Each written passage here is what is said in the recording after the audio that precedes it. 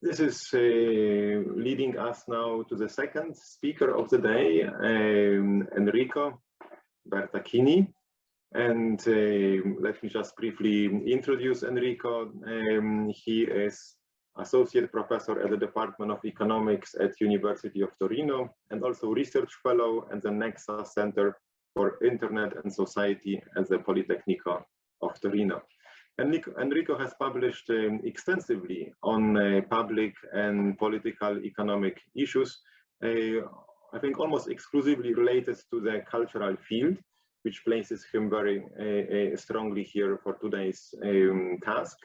He published in leading field journals, including in the Journal of Cultural Economics, International Journal of Cultural Policy, and International Journal of Heritage Studies. Quite impressive for me is that, well, he is the scientific director of a very new master program in World Heritage and Cultural Projects for Development, hosted at the University of Torino and Politecnico of Torino. This really, I think, shows that he's not only dedicated to cultural economics, but also to the teaching of it. And in his talk, Enrico Bertacchini will teach us about the challenges of data analytics for tourism in peripheral areas. The floor is yours. Thank you, Carol. And let me share the screen if I can. Oh, I need the permission to share. So, Sarah, no, yes, Sarah, right? You have just 1 second. I'm sorry, I thought I made you co-host already. So let me. Yeah, you should be able to do it now. Okay, thank you very much. And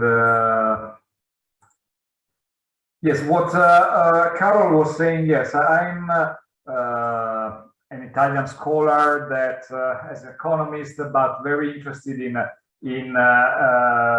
cultural markets and also the heritage sector, and on different perspectives from political economics aspects to the process of enhancement at the local level, the impacts of the local development that we have also seen with Trilce.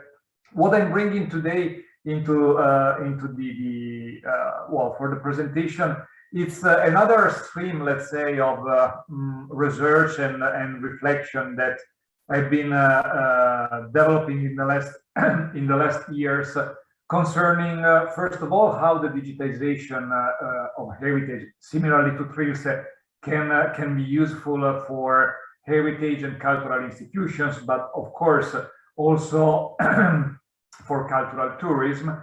And in quite recently, also we may develop some research, or at least some analysis more, or reflections on this new buzzword or new approach that is again mostly driven by digitization, but is what we can call data analytics. And I think that this data lab is the best place possibly to discuss these issues, because I think that today this is the key challenge for many cultural institutions, many even local authorities, that in their region and in their place they see a lot of potential from heritage site, cultural resources that are managed by institutions. And one of the problem is from a tourism and the cultural tourism viewpoint, how to enhance that value through digitization, and how data, to what extent data can be useful for better informing decision or tourism strategies, or market the place, the region, and the assets.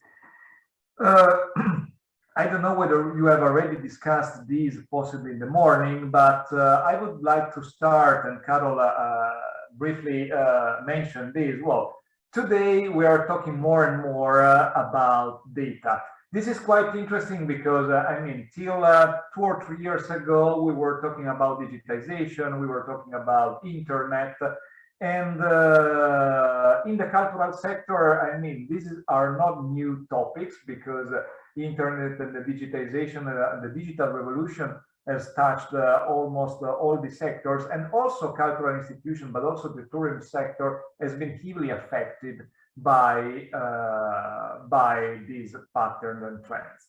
But today, I think what we have to recognize is that we talk more and more about the role of data, and there is an increasing awareness that data are everywhere.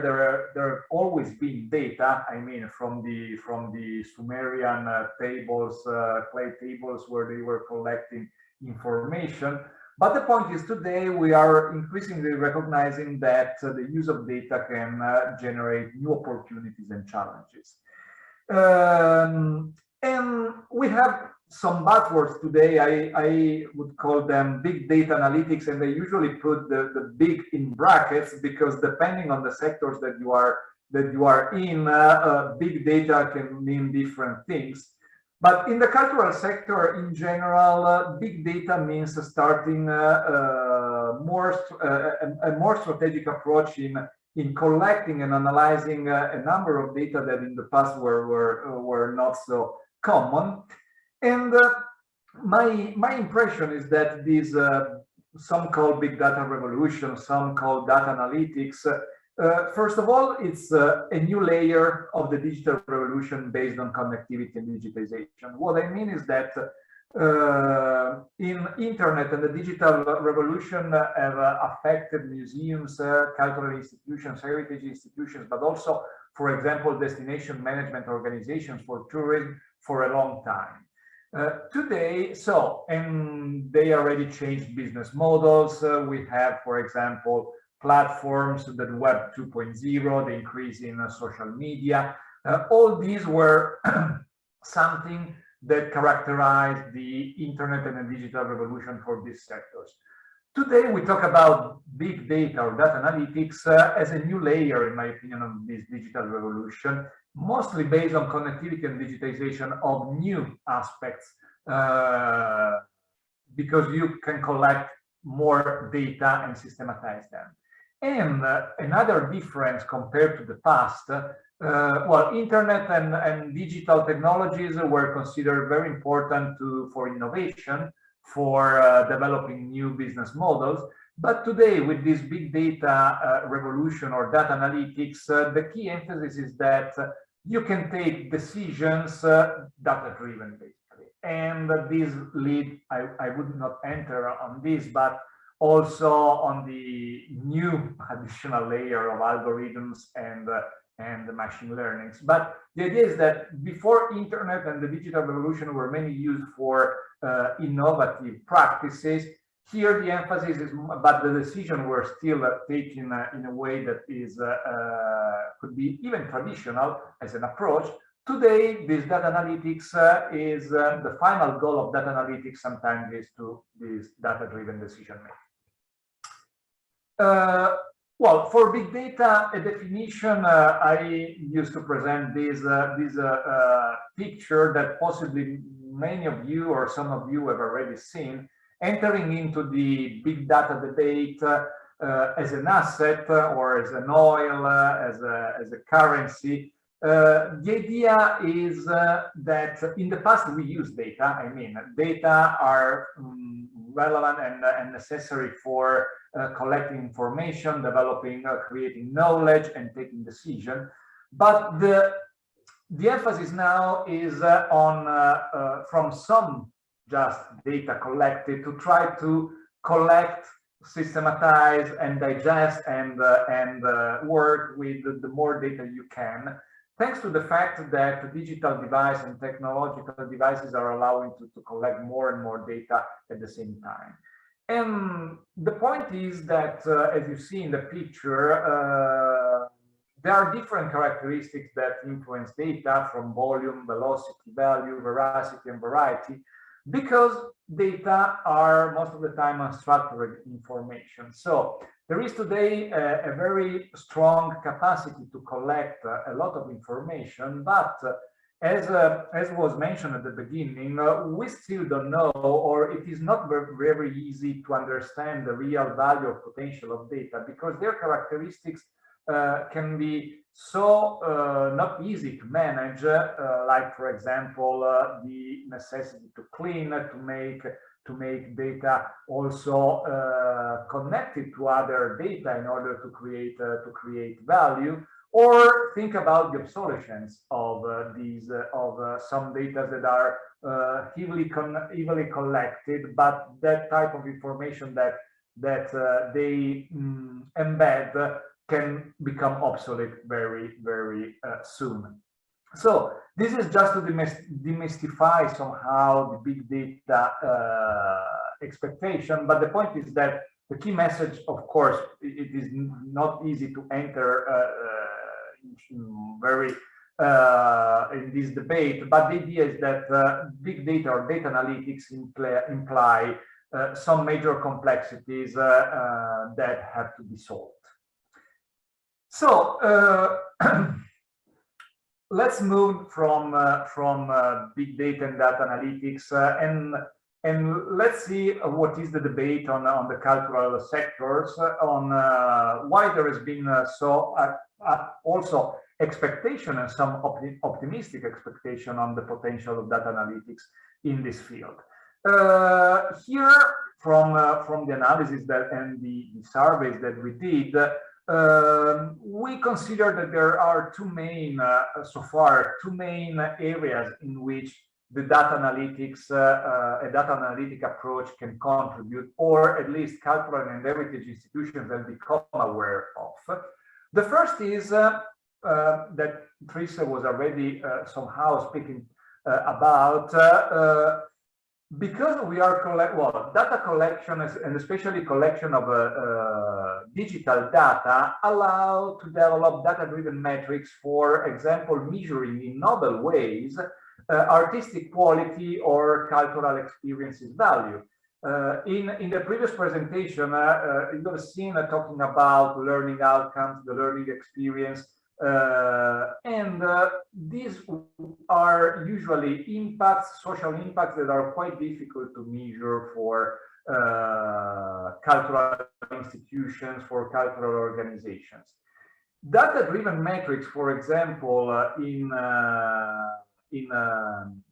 using especially digital, in the digital realm, think about understanding how many time or how long people focus on a given image, or is listening to podcast, a given podcast, or maybe share or comment all of these digital content. For example, if this information, if this data can be tracked, it can create knowledge or favor knowledge dissemination and reuse of digital content. That is a new measure that, for example, allow cultural organizations to better understand to what extent their content is reused as a proxy of learning or the value of the cultural experience.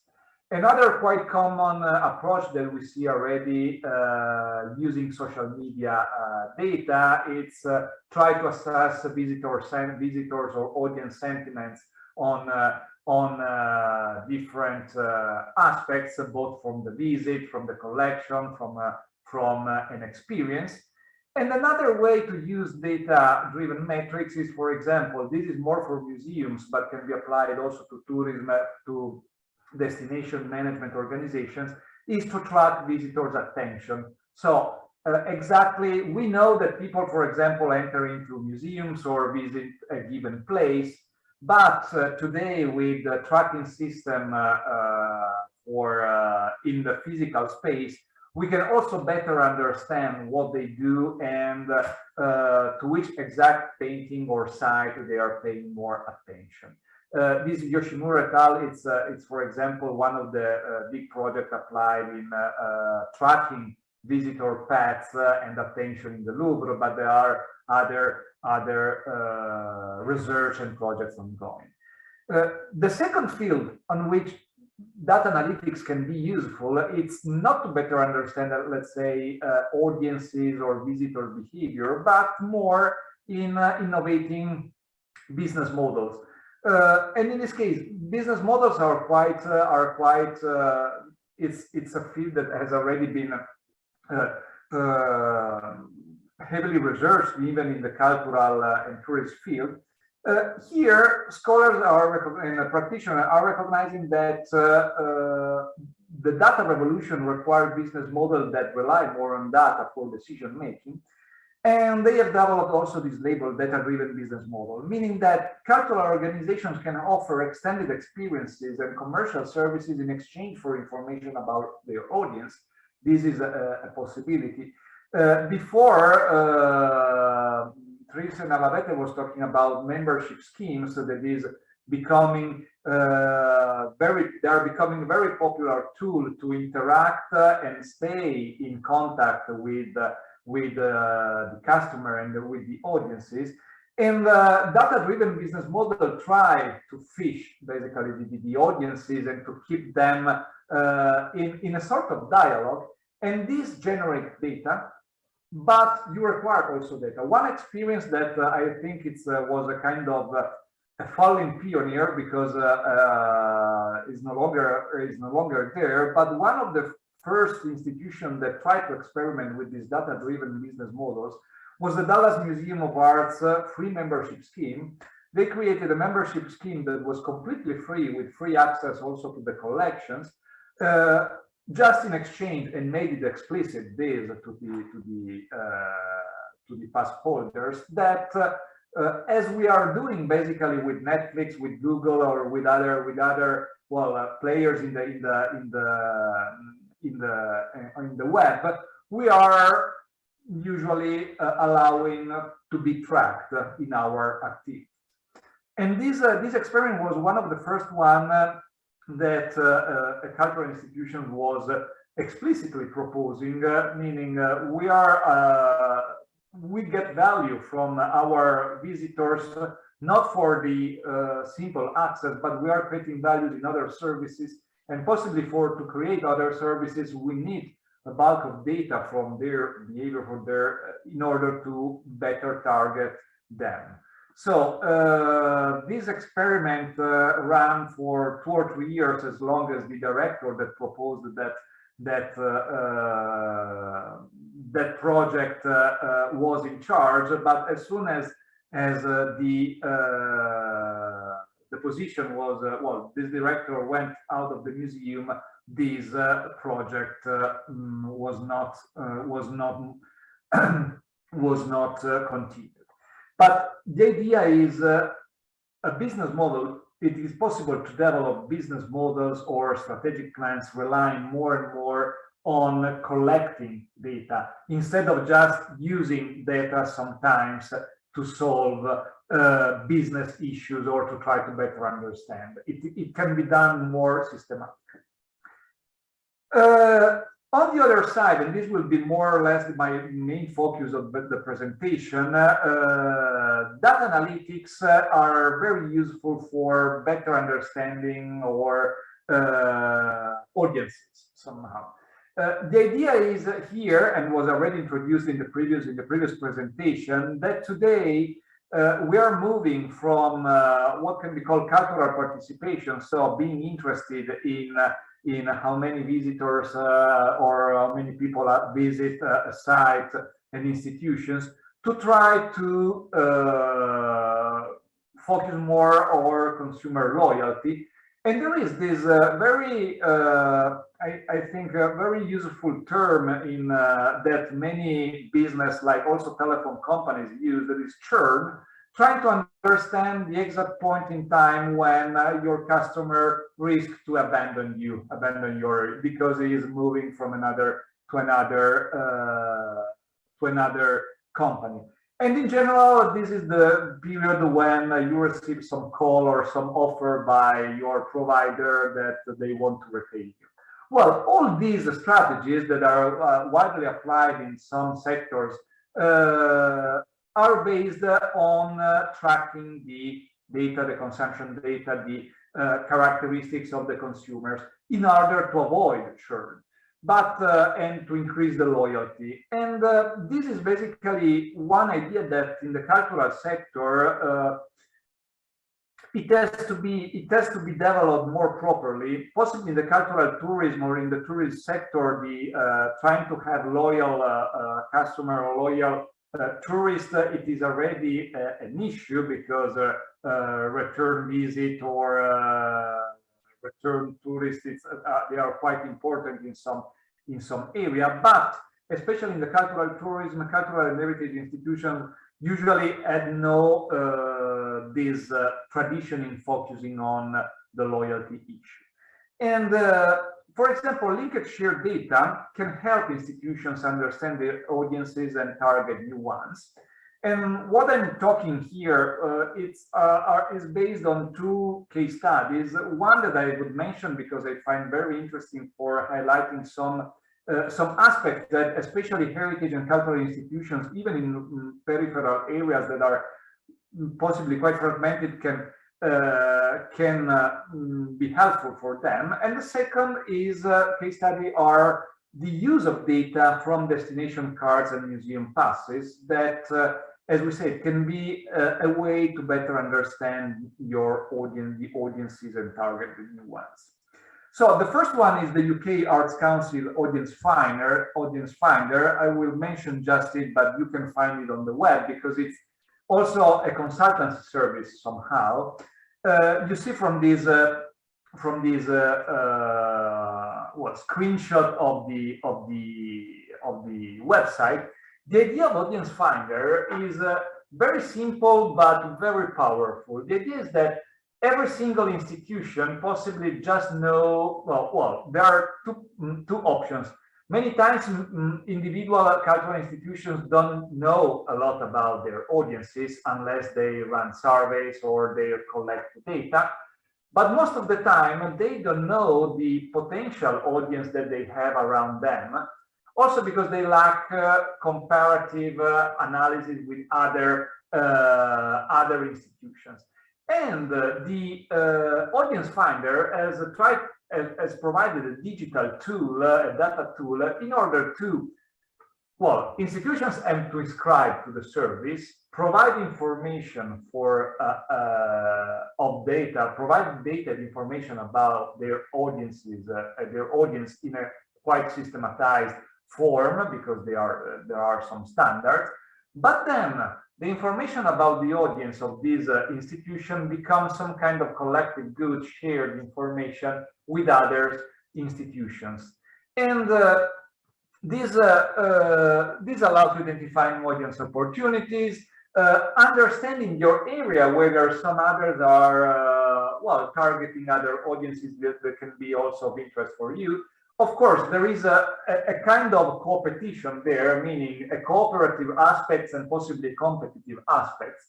But we need to remember that in this case, we are exploiting some network economies. This is the most interesting fact, that some institutions, and especially the smallest one alone, would never reach these insights without a lot of, well, resources invested, and possibly they don't have the capacity to do it.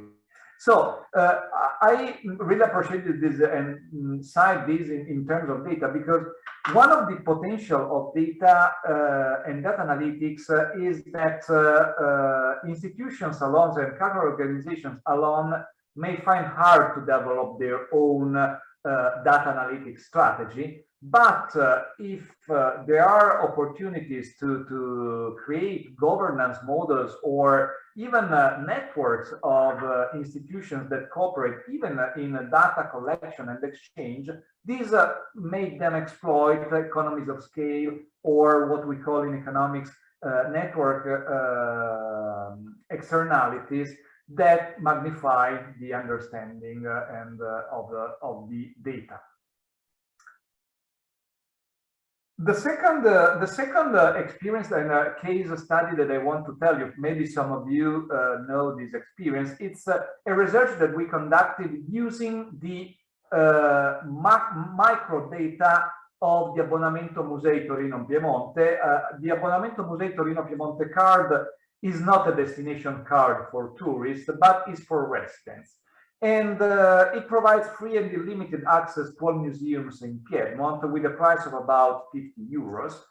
And as of 2014, but till today, it had reached about 100,000 pass holders. It is not very different. I know that in the Netherlands there is the National Museum Pass with a lot of pass holders as well. So there can, but even there are studies so far by other scholars that have used the microdata of destination cards, for example, in Trentino Alto Adige or in Switzerland. Here, what I want to use this case not to show, well, to show some findings that we reached, but also to tell you something that we learned using the microdata of cultural consumption of this card, because you actually, with this card, you can track the behavior of all the pass holders altogether. So in this case, for example, we were interested in answering one question that has to do or asks some relevance also for peripheral areas. Piedmont is mainly based with one metropolitan area that is in Torino, the capital city of the region. And you have, of course, many other cities, but they are not very large metropolitan areas. So Piedmont is also an interesting case study because you have one metropolitan area and all the surrounding areas of the region may be considered more peripheral. Also, the concentration of cultural institutions, cultural assets and heritage assets is more concentrated, at least the most important one, in the city of Torino. But you have at the same time a quite, well, many cultural heritage sites are spread all over the region. So our research question was, what type of characteristics of cultural amenities outside of the metropolitan areas are more likely to attract excursionist flows of the museum pass? And so the first question was actually possible to be analyzed using the microdata, because we had the data and the information for each pass holders of the city of Torino, whether he went outside or not, and in which exact location, in which period of the year, in which day, and on what time. Second, for example, another question that you can answer with this transactional data we can see is what individual factors influence cultural excursionist behavior. Something that in general, and this is the power, for example, of this type of data, most of the time in tourism research or in tourism studies, we focus on the behavior of overnight visitors. Tourism is more important there. Today, the COVID-19, for example, has created more interest in proximity tourism or excursionism for the sustainability of locations and the cultural institutions, but we know very little about the behavior of excursionists. And finally, what relationship exists between within city museums visit and out of city visitation patterns? So also this question is quite important. People that are visiting, well, residents, people that live in the city, for example, of Torino, that are cultural consumers, are also the same that are likely to visit heritage sites and cultural amenities outside of the city.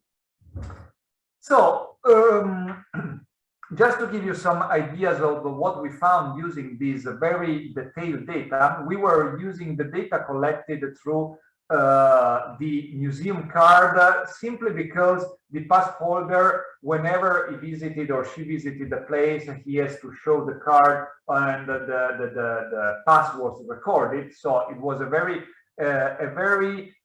easy way to collect the data.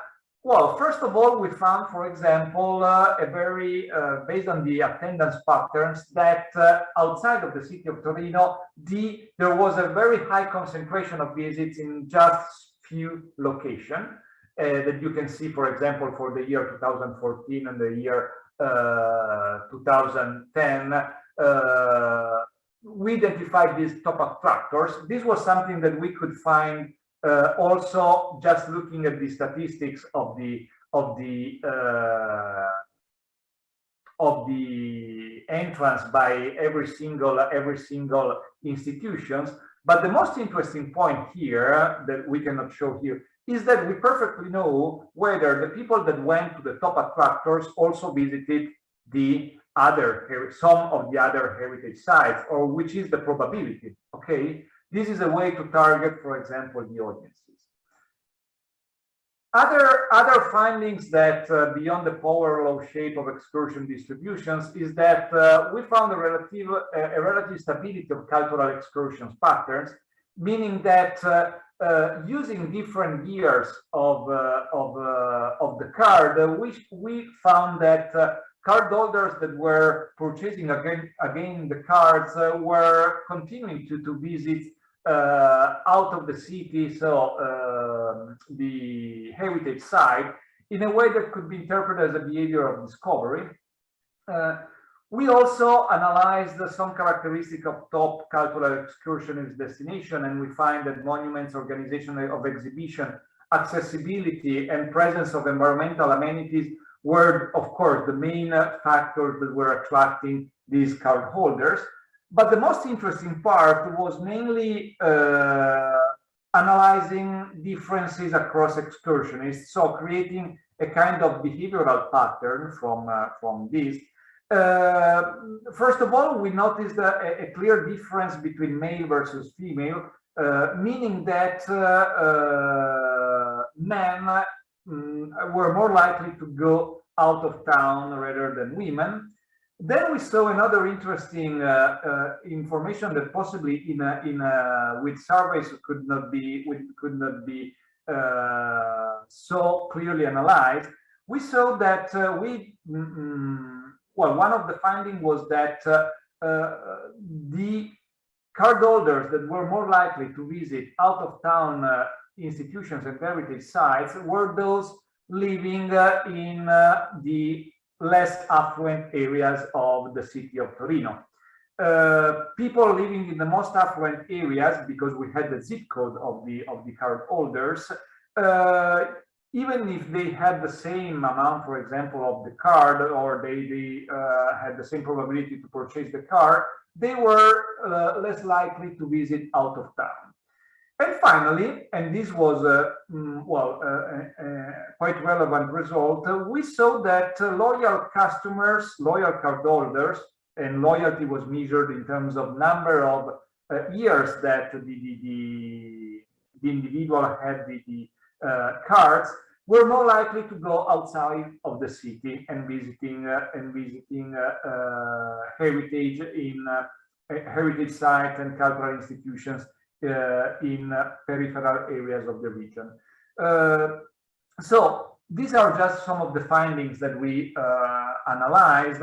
We could, for example, also we didn't explore so well this, but we could find exactly patterns of visits, meaning if an individual, if the cardholders visited a top attractor, which was the probability to visit also some minor heritage, or we can create patterns, for example, some consumers and cardholders profiles.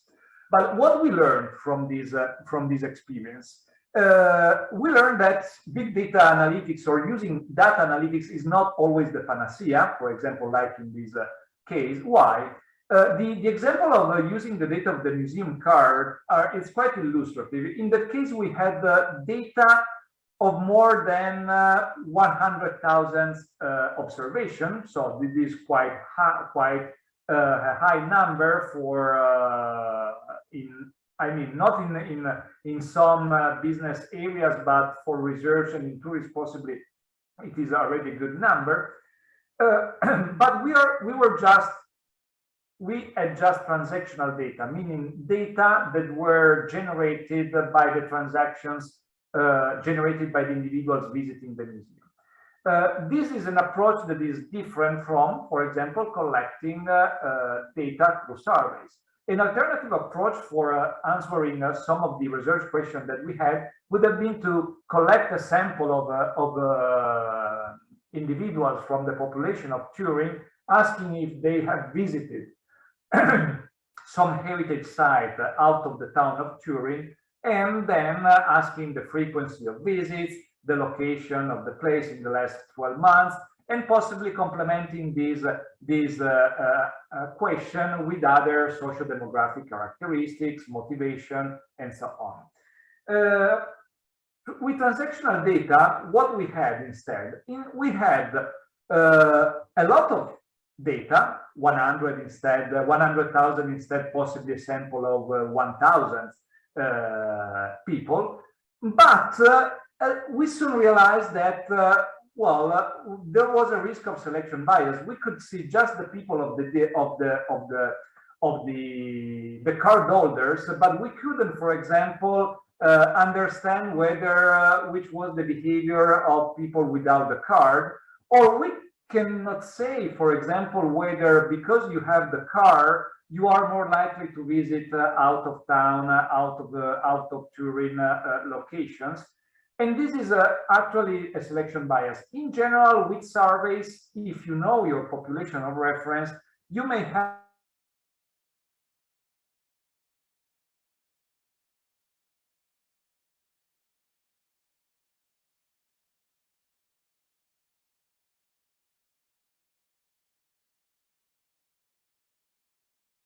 to correct or to you have to keep to be very careful that some of the behavior that you can observe may be due to some self-selection in the participation, for example, in the card or in the activity.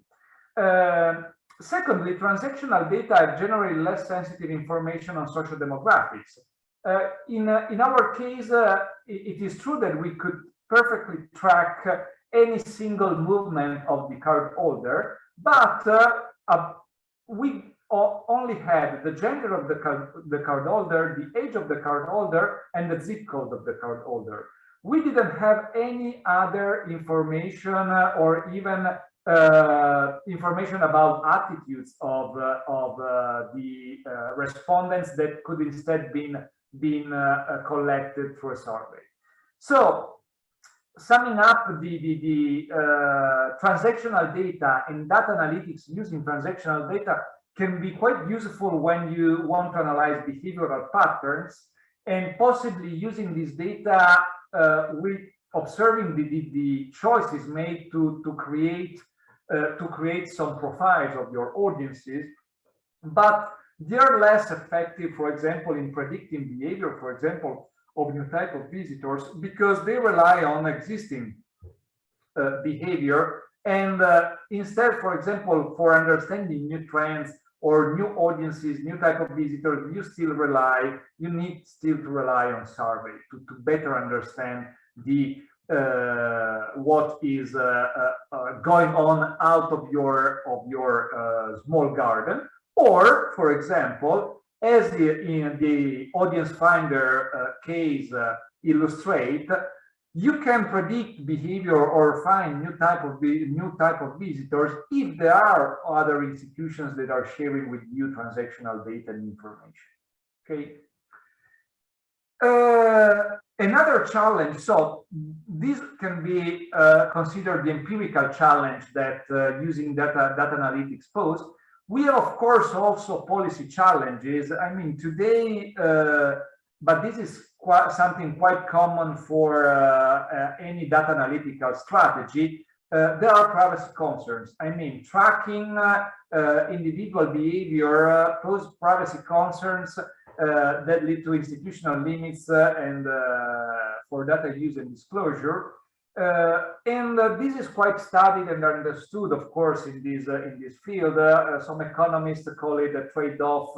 Well, it poses a newer trade-off in consumer privacy, because on one hand, tracking so well the behavior of the individuals, it may allow organizations or even destination management organizations to target profiling the audiences, generating somehow some welfare improvement. But of course, the tracking has also a cost of disclosure of data about identity and behavior with possible risk of misuse. This is something that in the economics and social sciences studying big data, it's quite acknowledged. One question that we can have here applied to the cultural and the cultural tourism field is how this tracking activity is, well, generate privacy concerns in the cultural field. Are data and cultural behavior more sensitive for consumers than data in other area of action, for example? And finally, why data-driven strategies fail, or I mean, this is the organizational challenge. Before commenting the text, I put here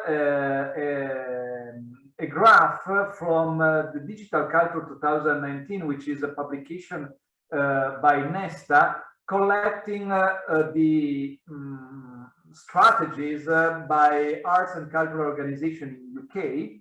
And there is a section with and they are made by through a survey, a section dedicated with data related activities. You see, they were asking to many different organizations how they use the data, or what extent they use the data, use audience visitor contact details to send out newsletters, use data to develop online strategy, use data to identify and engage with our most valuable audience members, and many other possible use of data, as we saw before, to target your audiences, to develop also new strategies. Well, you see, from 2013 to 2019, at least according to this survey, it seems that many institutions, well, the share of institutions adopting such data-driven measures and strategies have declined. How to interpret this? Well, it is difficult to interpret, and also in the study there is no clear explanation, but one possible interpretation of this trend is that, well, with technology there is some enthusiasm in adopting it, and especially in the cultural sector, this idea of adopting or thinking that data may be the new oil, the new gold for developing new audiences, or developing a relationship with audiences can be useful. But then, and maybe you set up your strategy, your activities, but very soon you realize how difficult it is to run that activity and this data-driven strategy by yourself. And well, after some years of experimentation, you withdraw from the effort. Mostly because, and this is the point, you have taken this step alone because you thought that you were quite unique, you had a collection quite unique, you had specificities that didn't allow you to well, you required very specific and tailored solutions for your institution. So what are the main here challenges in terms of organizational challenges, for which, in my opinion, and also surveying a bit the literature, we can identify? First of all, it's managing aspiration that is not supported by financial commitment to invest in such a new technological trajectory. Here, the point is that when a data-driven strategy has to be set up, you have to think on the long term, or at least the medium term. Short-term vision cannot be adopted. Also because we saw, for example, one among the 5 V of the big data, velocity is also connected to obsolescence, for example, in the use of data. So when a data-driven strategy is set up, one has to think that has to keep it and develop or maintain it for many years, but also from a technological viewpoint. The second point that was also already raised is the difficulty in the search and integration of new technological skills. This is something that possibly most of the cultural organizations are signaling. And finally, cultural and attitudinal barriers, meaning that as the Dallas Museum example was showing, well, it's not very easy, especially in the cultural and heritage world, to fully adopt a data-driven perspective. But as, for example, we know also that the cultural and arts field has also a quite complex relation with the commercial and economic world. So these are, of course, the three main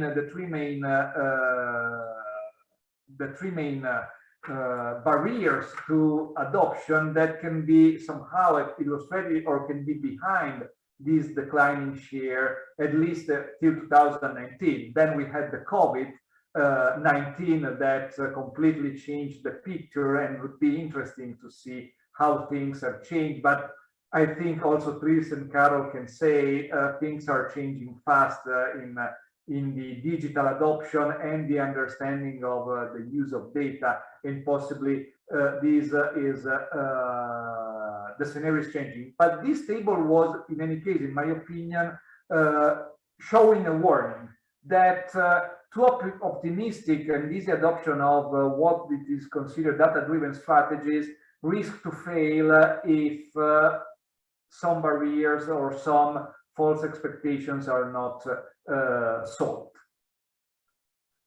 I finish here. Thank you very much.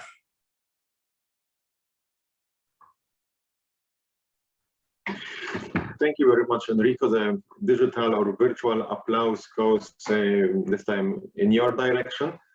We have good time for questions or comments. I already saw Tricia has commented on the Digital Culture 2019 report.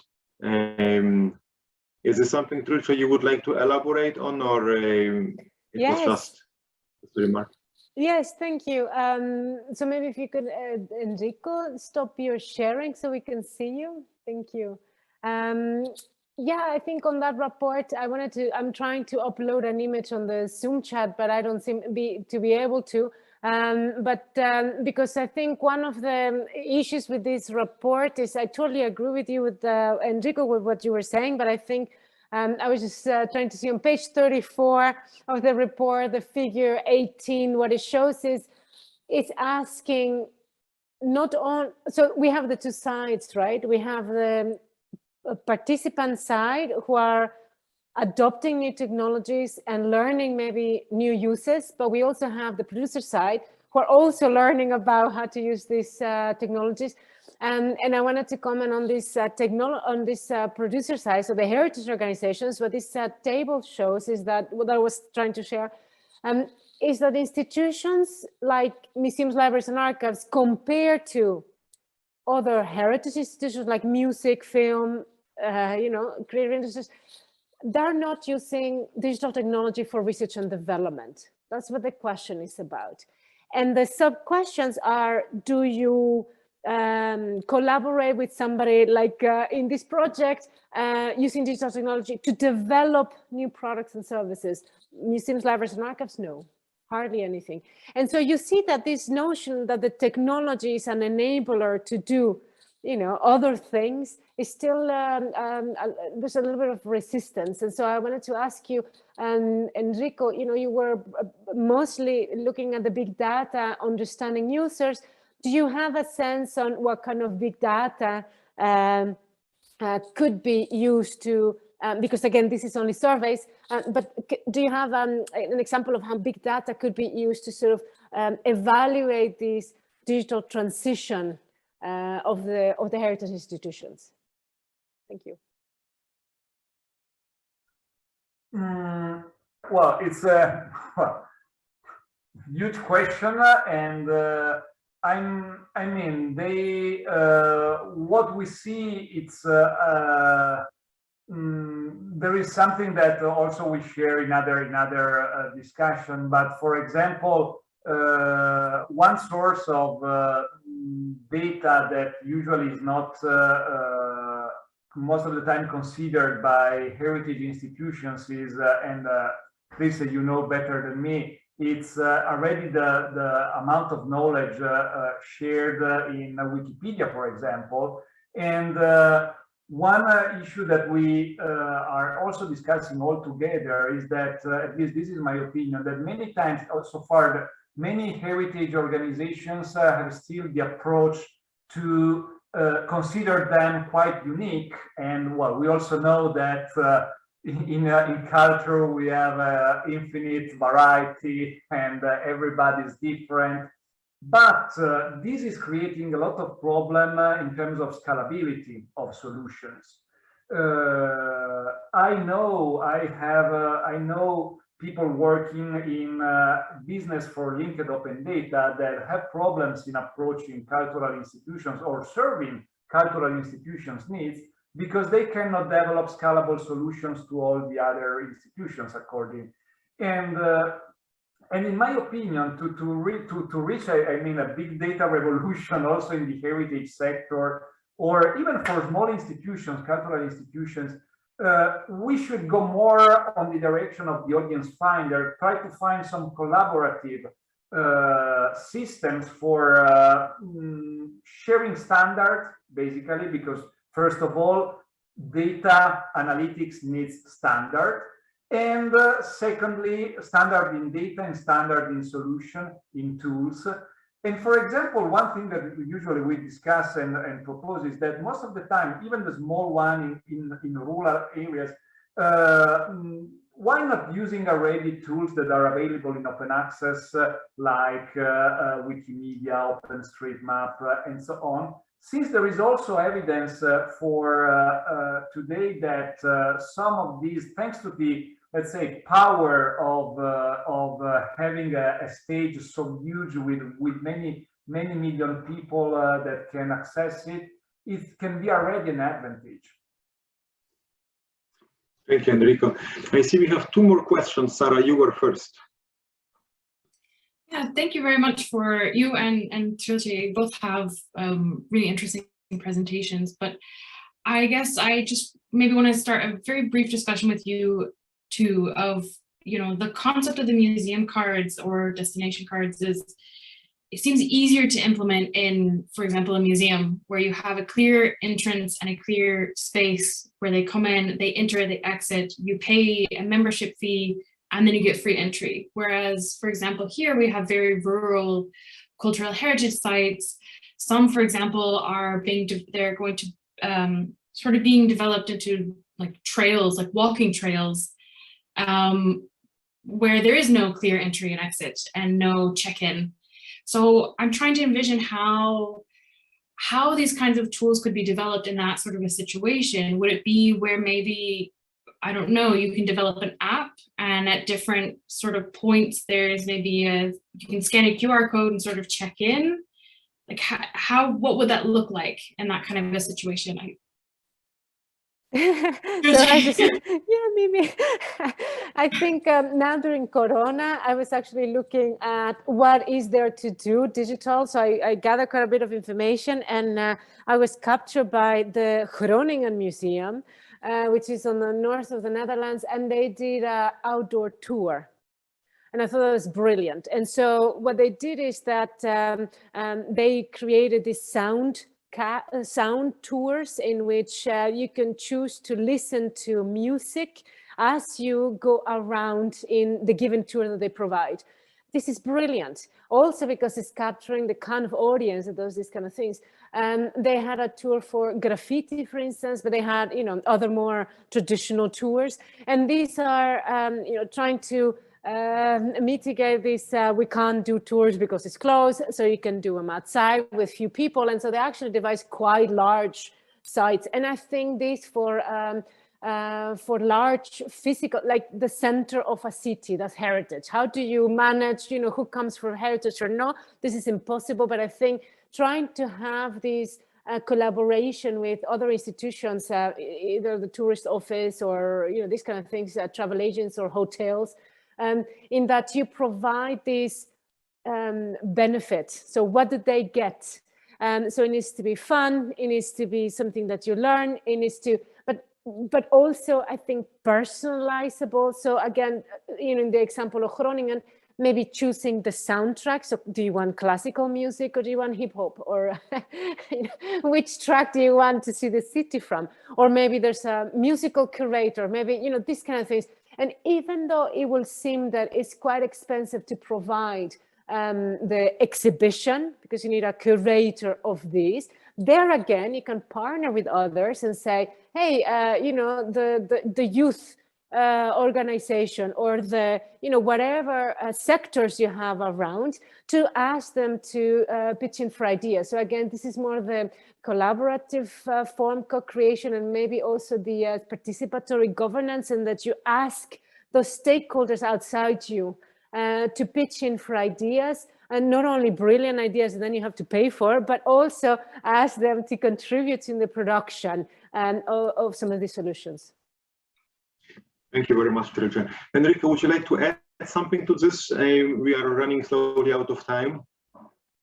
No, for this about it's, about app, no, I think that, no, I don't have any additional comment on this. Cool. Let me then perhaps wrap up with one final question to you, Enrico. You have listed so many advantages of data and also some challenges.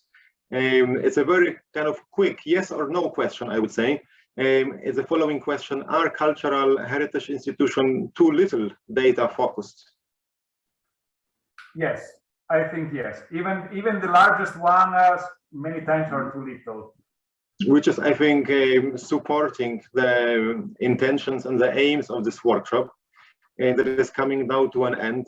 Thank you very much, especially to the keynote speakers, Trilce and Enrico, to Sarah, Valentina, Antonella for organizing, and for all the participants, the many good questions and comments also raised in the chat. Very much appreciated. Antonella, you wanted to say one more word about INCULTUM, and then you will also close off the workshop from my side. Thank you. Thank you, Carol. Thank you to the speakers, and thank you to all the participants. We are very happy about the success of our first public event in INCULTUM. I would invite everybody to follow us on our online channels. So far, the website and the blog that are mentioned in the opening introduction. And I would invite also everybody who attended the workshop to consider to get in contact and to collaborate with INCULTUM. We have a web space on the website that is dedicated to the collaborations. So any project and initiative that you would like to make available and to be accessible to the network of INCULTUM will be very welcome, and we are at your disposal for promoting it. So thank you again, everybody, and thank you, Carol, for your beautiful program. Thank you all. Thank you. Bye. Thank you. Bye. Thank you.